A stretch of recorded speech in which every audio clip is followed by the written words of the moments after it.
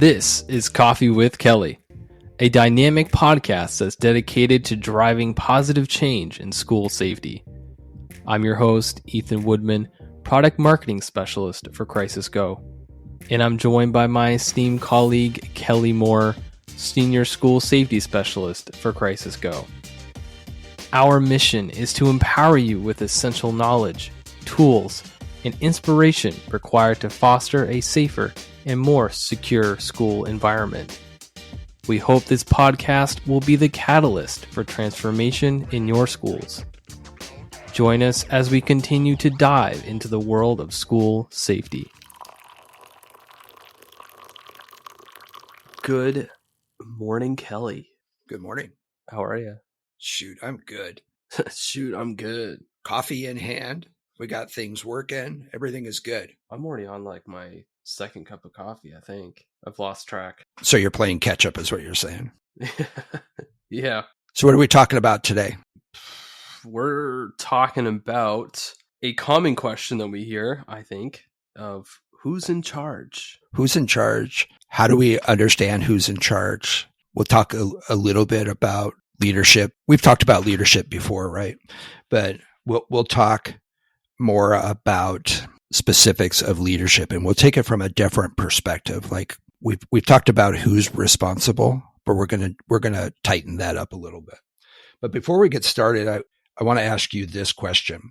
You and I have been talking pretty regularly, especially on the podcast. You've been reading and polishing my blogs essentially since January 2023, essentially.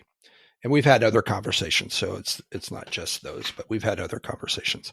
On a scale of 1 to 10, what would you rate yourself as being 1 low, 10 high?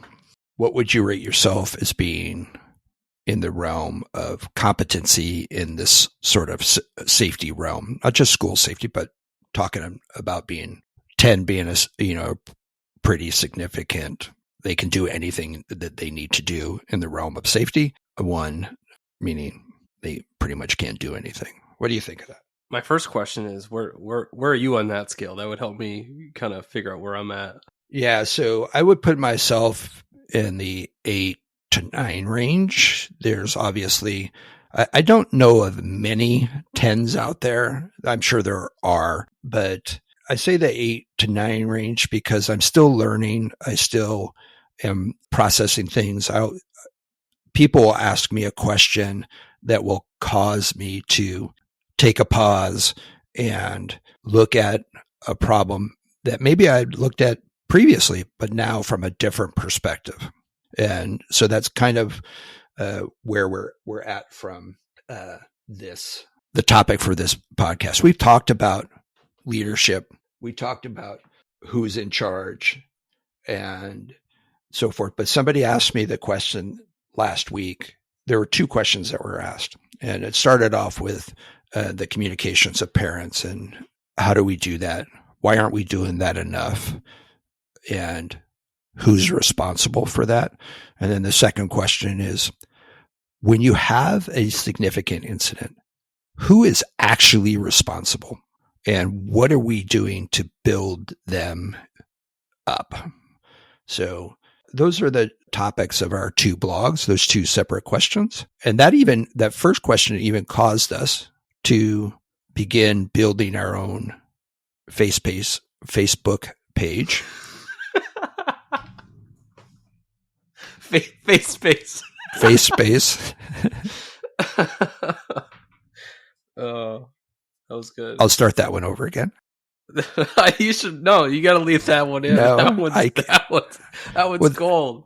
But that was hilarious. You're laughing. Oh, of course I'm laughing. Well, how are we going to save it now? Tell me that you're old without telling me that you're old.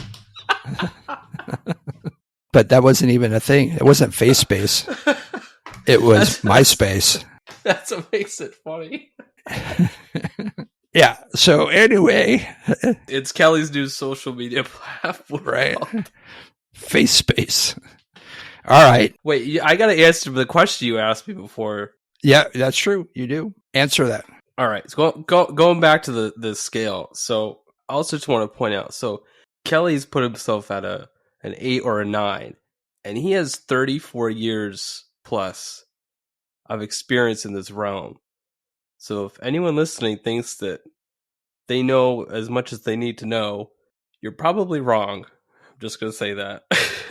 Anyways, I feel like I'm at like a 3.5, considering that, and I would say that probably most people are probably closer to like a 1, because we're still teaching people to look both ways when they cross the street. So there you go. Yeah, we're still teaching people not to look at their phone as they're walking through traffic, right? Yes. Pay attention to your surroundings or whatever. Or as you're driving, you see someone texting and looking at their phone driving. There was one day I saw someone, they had a full-fledged iPad in front of them while they're driving. Yeah, I've seen that too. Yeah, I have a good friend who got in a serious accident because he was texting. Yeah, I will say that you don't need to be at my level. That's good.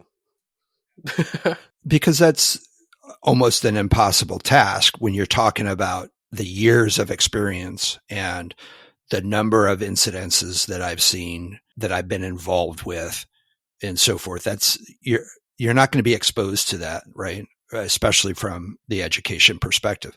But understanding what you do need is important, right? And so do you need to be an 8 or a 9? No. But do you need to be a 5 or a 6? Yes. And the reason I ask you this question is because we've been just talking about it. We've gone over some incidences that you've been exposed to, and we've talked through those. But you went from basically 1 to now where you're at 3.5, 4, right? And that's a self-evaluation. And generally speaking, we're tougher on ourselves than, if we're being honest with ourselves, we're usually tougher than we actually are. So, or we evaluate ourselves lower than we actually are, I should say. And so it's through this process, this learning, this being exposed, asking questions, listening to the podcast, listening to or reading our blogs and so forth, that we gain that experience. And you've made a significant advancement in less than a year. Nice. Because you've been willing to do that, right? So good on you. And, I think that just goes to show that this can be done. And when we start talking about that, then we can start talking about other things, and we can start getting people who are responsible for our safety. We can start getting them to understand what that responsibility entails. All right, Kelly. So let's talk about this first question that you posed. So Kelly, who is responsible for communicating with parents? Well, the school is. And there you go. There's our show. See you later. There it is. You're an expert. But when we start talking about who's responsible for communicating with parents, it becomes a bigger question. And the bigger question really is, who is in charge? Because the person in charge is the person who is responsible for making sure parents understand what is happening at their schools.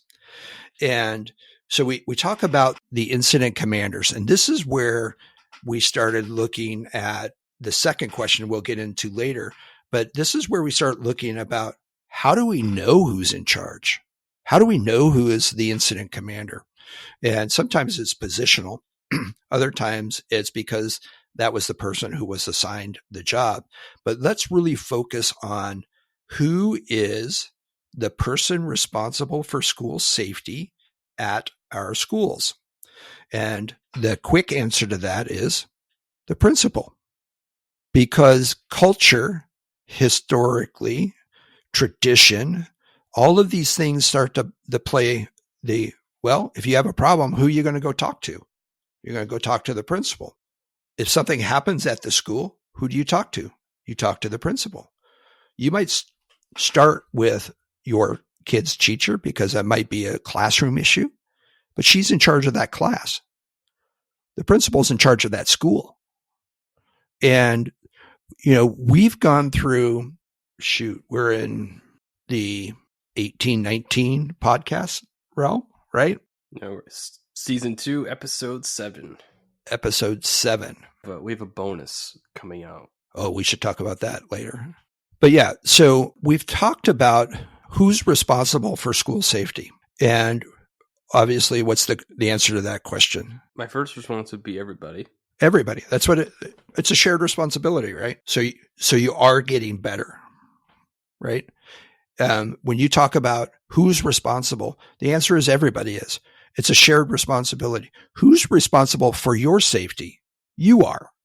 Yep. Ultimately, the individual is responsible for their own safety.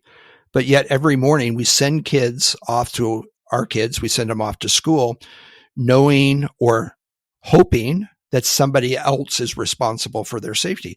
But we have to teach our kids to be responsible for their own safety and not do silly things or, play by the rules, those things that keep them safe. Don't run through the hallways and just silly things like that, right? But that's what we're teaching them. We're teaching them that they are responsible for their safety. And now we look at ultimately at the school level, who is responsible for the safety when push comes to shove? It's the principal.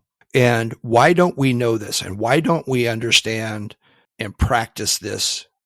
And why are we even asking this question? Who's in charge? And the answer to that question really went to we don't practice, which means we don't do drills sufficiently. We look at the mandates. You have to do monthly fire drills. You have to do 2 or 3 lockdown drills. You might have to do an earthquake drill. There's these mandates. But what we're doing when we're really talking about doing those drills, we're talking about a 5-10 minute, if you're really getting deep into it, maybe a half hour exercise of a small portion of an incident. So when you start talking about communicating with parents, we're not practicing that.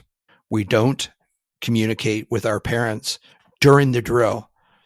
As simple as putting out an announcement that, we're currently conducting an active shooter drill at our school. This is what you would be expected to do should you become aware of this and you want to respond to the school. Don't do that. Have your phone with you so we can text you or email you instructions on what needs to be done next. We don't ever practice that.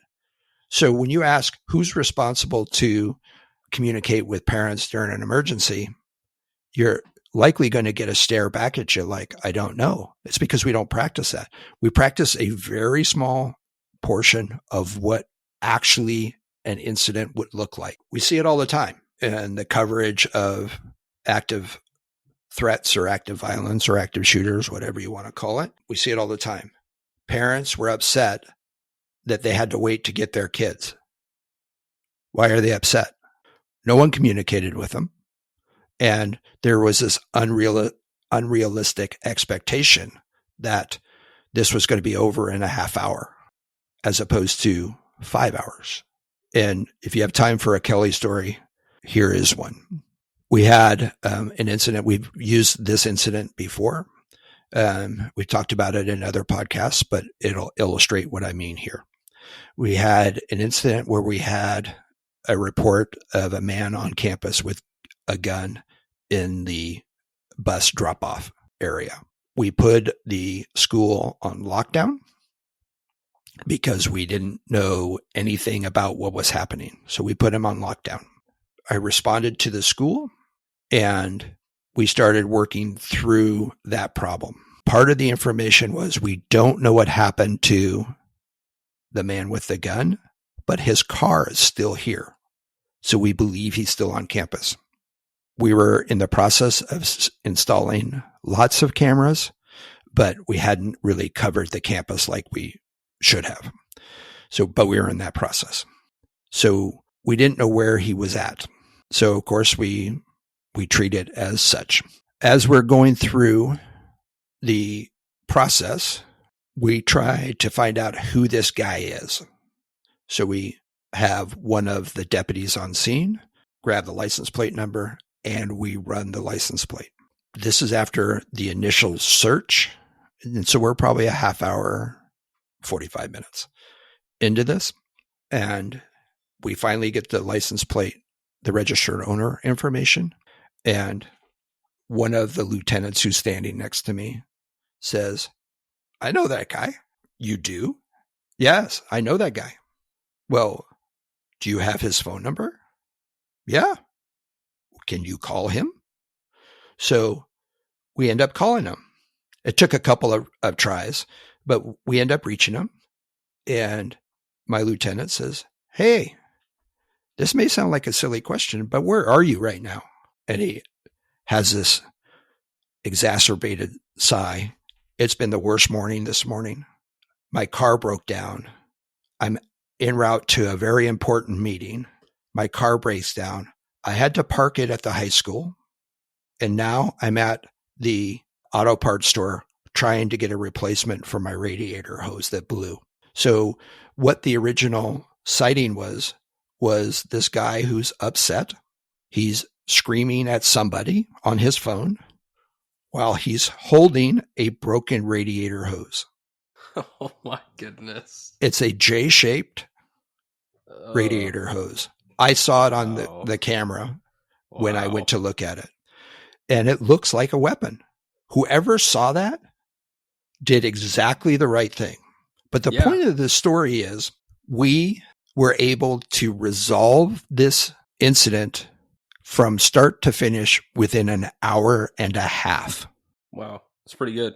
Right? So we call the guy and say, hey, can you come back to the school? We're going to send a car to you and we'll bring you back to the school. We have this little issue we want to talk about.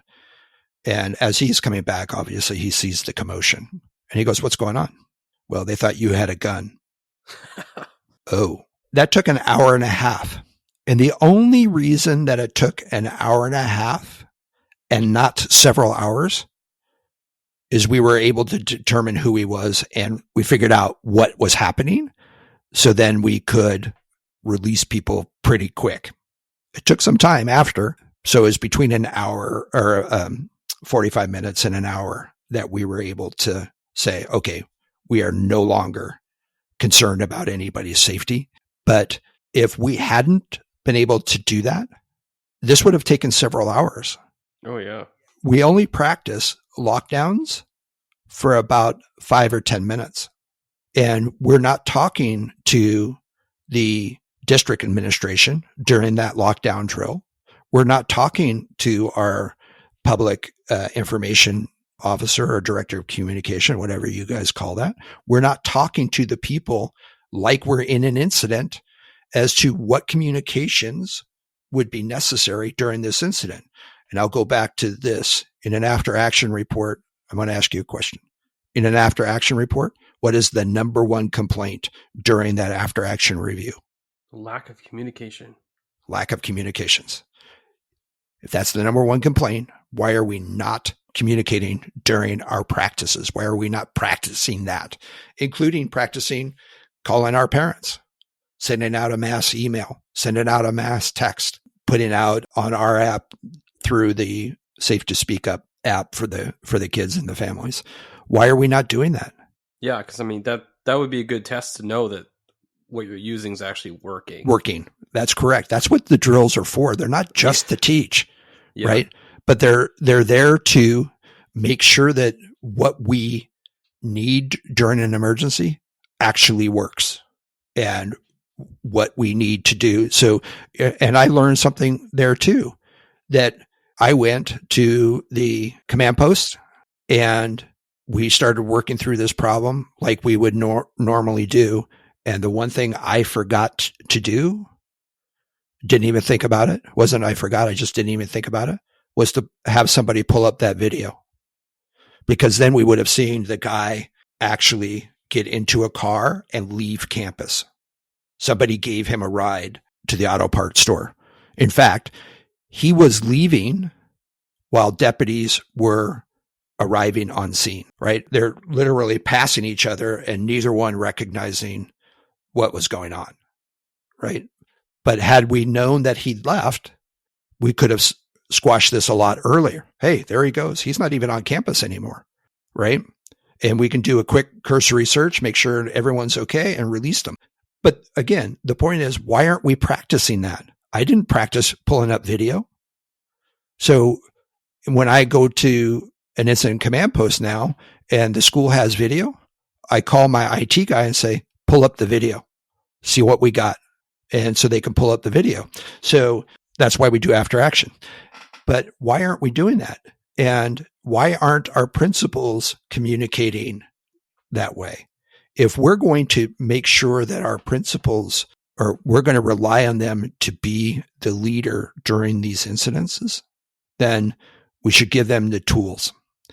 And we really should give them the time necessary, the training necessary, and the understanding of what they need to actually be successful. You know, this really transitions us into the next topic that we're talking about, is if we expect our principals to be responsible and to have everything they need and to do everything that we expect them to do, what are we doing as a district to really give them what they need? And it really was kind of an aha moment for me. And I was asked this question: who is actually responsible? And I gave the question that, or the answer that you gave me. Who's responsible? Well, everyone's responsible.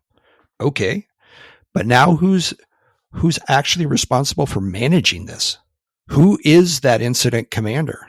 And what is their role? What are they doing? And, you know, we've been looking at this from a safety perspective, and we've talked about response. We've talked about incident commanders. We've talked about all of these different aspects.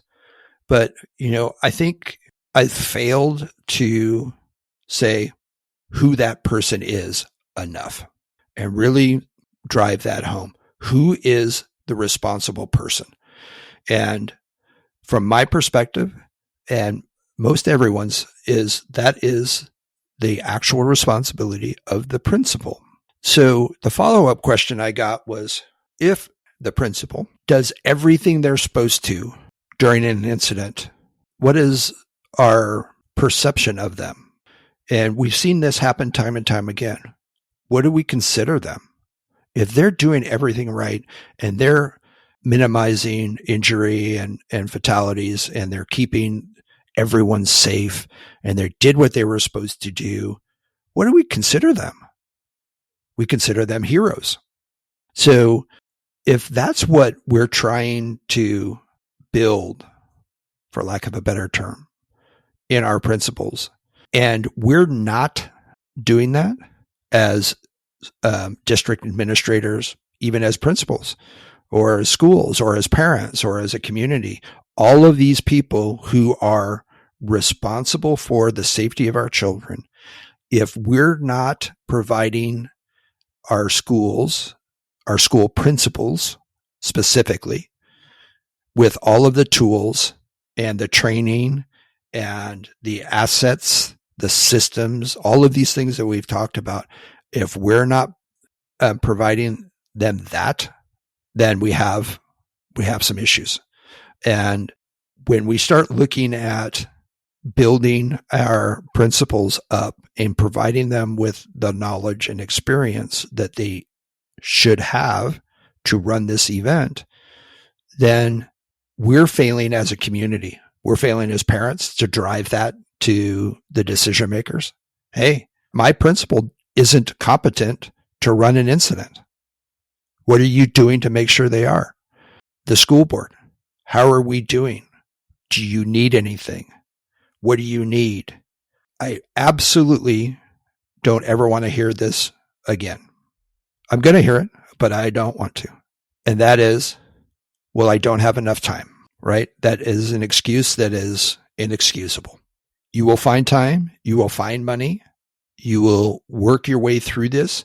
And again, I'm not saying you have to be an expert tomorrow.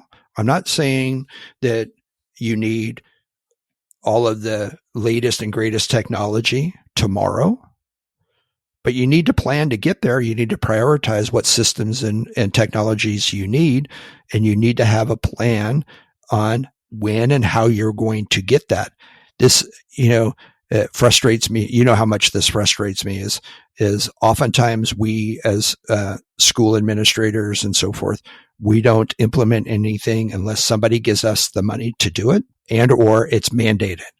And we've talked about your priorities are identified by what you're spending money on.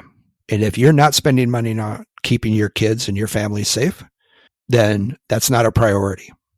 And if you're not giving them the time and the training necessary to do their jobs, then it's not a priority.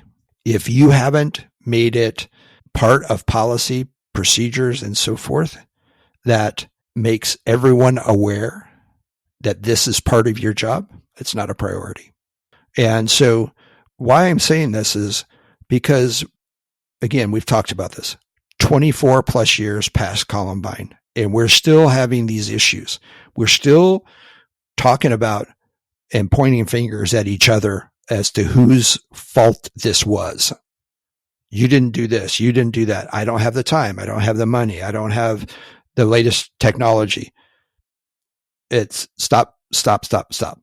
Let's figure that out. Let's figure out what our priorities are. Let's draw up a plan. Let's figure out how we're going to do that, and let's get it moving and systematically figure this out.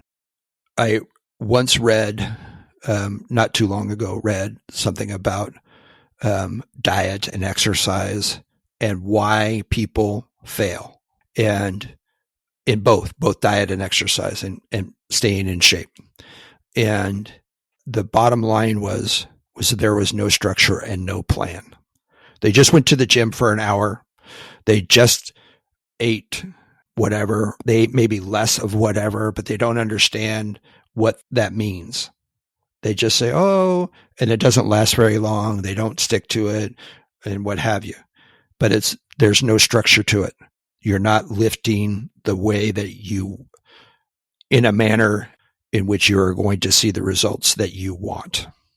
You're focusing too much on this and not enough on this. And, you're not keeping that balance. Your diet's off. And we're looking at, dare I say, the marketing of products to say, oh, this will help you. I did this one thing, and this one thing helped me get the body and the diet that I wanted. But it's never one thing. It's a series of things that are systematically either added or removed from your diet to make you healthy. And the same goes for your exercise program, whatever that is. And there's many different ways you can do that, but you have to have a plan. You have to have a structure, and the responsibility for ensuring that takes place is, I'm going to say this, ultimately it's the responsibility of the school board and the superintendent. However, when we look at response to an incident, the proper response is handled and managed by the principal. School board makes policy, procedures, and provides funding. The superintendent makes sure that they ask for what they need, but it's the principal who has to understand what it is they actually need, and they have to advocate for that. I need this in my budget. I need this time to train my staff. I need this program to help me, or these cameras, or these access control systems, or what have you. I need panic buttons. What do you need? And let's start looking at that and start systematically working through this process. And ultimately, what we're trying to do here is put the principal in the best position to succeed. And our tools, your tools, their training, whatever it takes, that's what we're doing, is we're trying to get them the best tools that put them in the best position to succeed. And if we do that, then we've really met our obligation. And you incorporate all of these things that we've talked about in the past to help us accomplish that. That single mission is, if we have a significant incident, whether it's an active threat, whether it's a fire, whether it's an earthquake, whatever it is, that they have the tools that they need to be successful. We're too far along in this process that we shouldn't have that. And we need to change that mindset, that what we're really doing is building our principles, supporting our principles to be that person, to be the hero. Because if they are successful, we're going to consider them that. Because if they're not successful, we've seen that happen as well. And we've seen what happens to that. People get fired. People are ostracized. We don't want that happening. Give them the tools, give them the training, and give them what they need. I like that. Building our principles into heroes. Right? We can do it. That was one of the reasons I opened this podcast with that question to you.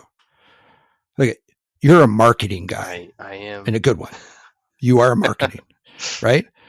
But you didn't come into this job thinking school safety. Maybe you did a little bit because of who we are, but that wasn't front of mind. And it was like, okay, so this is a school safety company and we're going to do this and we're going to do that. Well, I get it.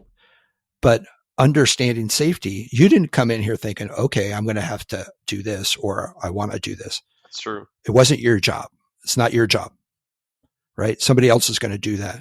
But now that we've spent, the better part of a year here doing this, we've taken you from it's not my job to understanding where it is your job. That's true. Why it's your job. What's your responsibility, right? Yeah, because usually in my role, you just have to know the product well enough to market it, right? But to understand a whole culture around safety is like a whole other thing. So yeah, it's been good. It's been good, right? But it's doable. Oh, yeah. Right?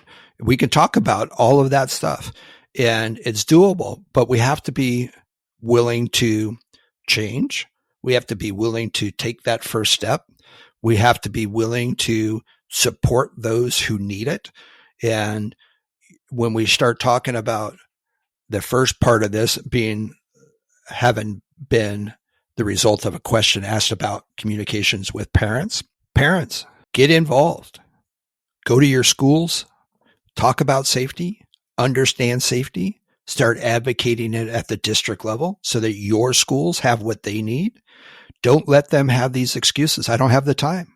Make the time. It's just a matter of really allocating your time better. It's prioritizing, right? And I will give you this, and this upsets me, but it's reality. For the past 5 years, I've dealt with this. We don't have the time. What's the newest trend in our schools today? What is the newest trend? Schools as a whole today, and it relates directly to time. You got me on that one.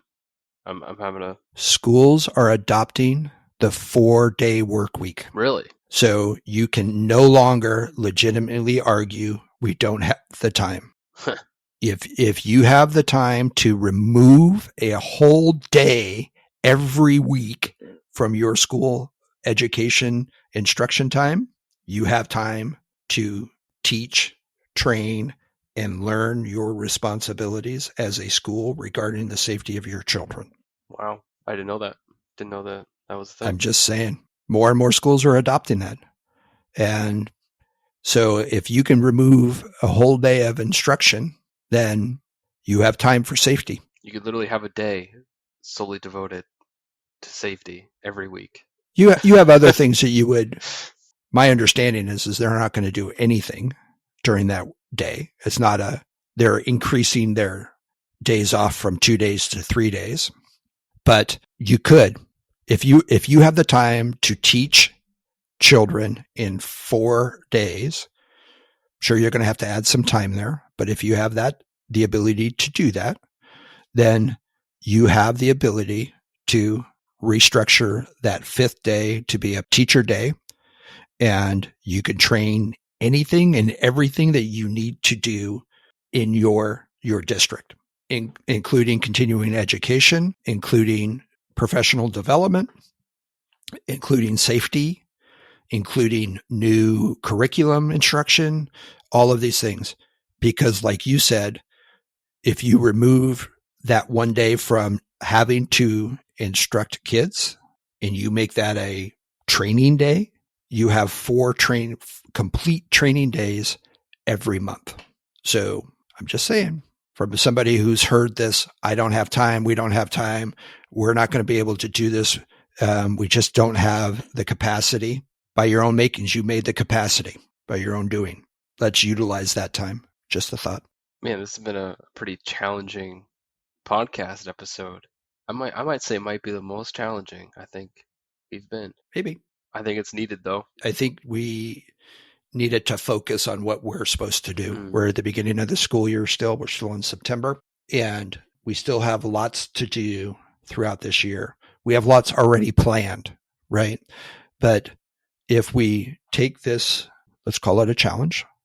If we take this challenge to rethink our priorities on not only keeping our kids safe, actually doing that, but giving our principals the tools that they need to be the heroes that we expect them to be in the face of crisis and emergency. And in fact, on what will likely be the most tragic day of their life, if not throughout their professional career, having an incident such as an active threat or an active shooter or a significant incident where there's significant injuries, fires, earthquakes, so forth, we should do that. We should give them those tools to survive that. The best opportunity to help them manage their schools during an emergency. Know how to progress through the incident, how to prepare for it, how to communicate, who to communicate with, when, how are they going to do that, with what tools do they need to do the best they can to prevent that, all of these things. We expect our schools to do that. And now we're challenging our school boards, our superintendents to provide our schools with those tools. Kelly, while we typically don't delve into Crisis Go's product offerings extensively on this podcast, it's crucial to highlight that what you've just shared aligns perfectly with Crisis Go's comprehensive suite of tools. These tools are designed to empower educational leaders, like the people listening on this podcast, and transform them into heroes we've been discussing. Within this suite, we offer role-specific products, including some exciting new additions that are really going to change the K-12 industry when it comes to how we look at safety. If you're a principal looking to gain a complete understanding of your responsibilities, track them efficiently, and provide a transparent overview of risk assessment and mitigation, Crisis Go's platform allows you to achieve all of this seamlessly from a single screen. This means you can effortlessly access and present vital data with speed and precision, ultimately enhancing your ability to manage and address critical issues. Yeah, I agree. Like I said, we never really wanted this to get into the commercial side of what it is that we do. We want to build those skills, understanding, and vision of what it is that you need. But, I agree with you on this part is we use what we have to build our products, our platforms, our integrations to help you with establishing your tool set. And it's important that we understand that the tools are available. We have those tools that are available, and they're at a very reasonable price. But it really is important that we understand all of this other stuff. And I've said this time and time again, and I'll say it now. It's very difficult for our schools who don't have the level of experience and knowledge that we have, that if you don't understand the manual process of what it is that you're required to do, you're not going to understand the technology process solution for that. Right. And so I think, do we have those solutions that you need? Yes. But also let's talk about all these other things that we need as well. If you enjoyed today's episode, please like, subscribe, and hit that notification bell. And if you have any questions about what we discussed, leave a comment on our website at crisisgo.com. Thank you for joining us today, and we'll see you next time on Coffee with Kelly, a discussion on school safety.